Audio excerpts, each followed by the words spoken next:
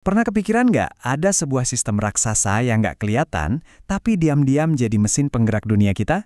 Nah, hari ini kita bakal bongkar rahasia itu. Kita akan cerita soal kapal tanker minyak. Oke, sebelum kita lanjut, coba kita lurusin satu hal dulu deh. Kalau kita ngomongin transportasi minyak, apa yang kepikiran? Pasti jaringan pipa raksasa yang membentang di daratan, kan? Ternyata itu bukan cerita lengkapnya. Kenyataannya, mayoritas emas hitam ini justru menempuh perjalanan ribuan mil lewat laut.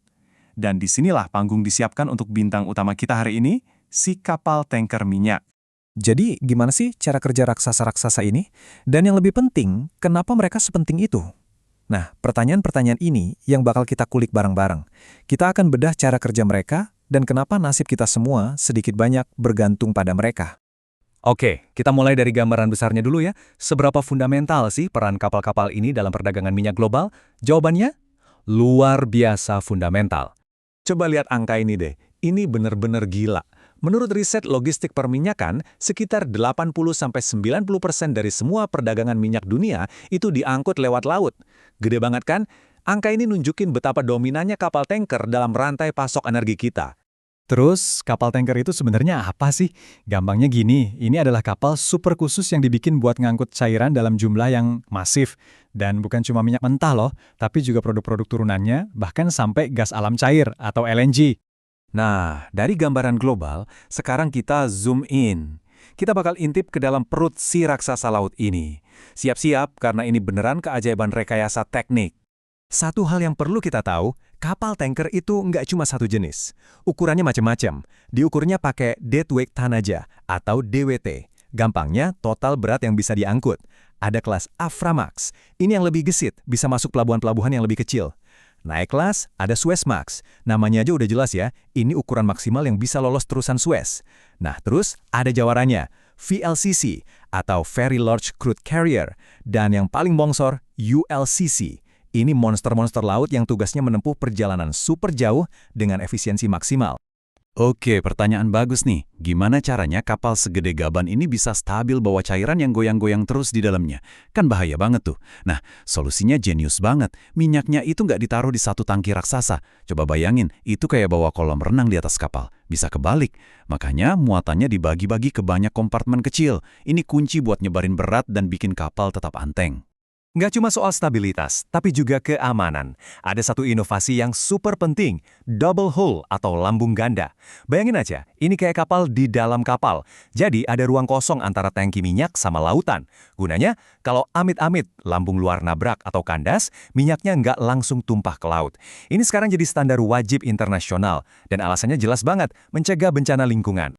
Udah lihat mesinnya, sekarang kita lihat isinya. Dan ini dia bagian yang bikin melongo. Kargo yang dibawa satu kapal ini nilainya fantastis. Siap, satu kapal tanker kelas VLCC dalam sekali jalan bisa bawa 2 juta barel minyak. 2 juta. Coba dibayangin sebanyak apa itu. Benar-benar susah divisualisasikan. Dan kalau didolarkan, nilainya berapa? Kalau kita anggap harga minyak $80 per barel, maka nilai muatan satu kapal itu bisa lebih dari $160 juta. Wow! Jadi bisa kebayangkan, setiap layaran itu pertaruhannya gede banget. Oke, sekarang kita zoom out lagi. Kita lihat gimana perjalanan satu kapal ini nyambungnya ke ekonomi dunia. Dan ke kantong kita semua. Jadi gimana sih alur perjalanannya dari perut bumi sampai ke motor atau mobil kita? Prosesnya kira-kira gini, minyak dipompa dari sumur, dikumpulin di terminal. Dari situ dimuat ke kapal tanker. Kapal ini lalu berlayar ribuan mil nyebrangin samudra. Sampai di negara tujuan, minyaknya dibongkar di kilang, baru deh diolah jadi bensin dan produk lain yang kita pakai sehari-hari. Nah, perjalanannya ini nggak selamanya di laut lepas. Ada titik-titik genting, jalur-jalur sempit yang wajib dilewati. Ini yang disebut choke points maritim. Contohnya kayak Selat Hormuz, Selat Malaka, atau Terusan Suez. Kenapa genting? Karena saking banyaknya tanker yang lewat sini, kalau sampai ada satu masalah aja, misalnya blokade atau kecelakaan, dampaknya bisa langsung bikin ekonomi global goyang.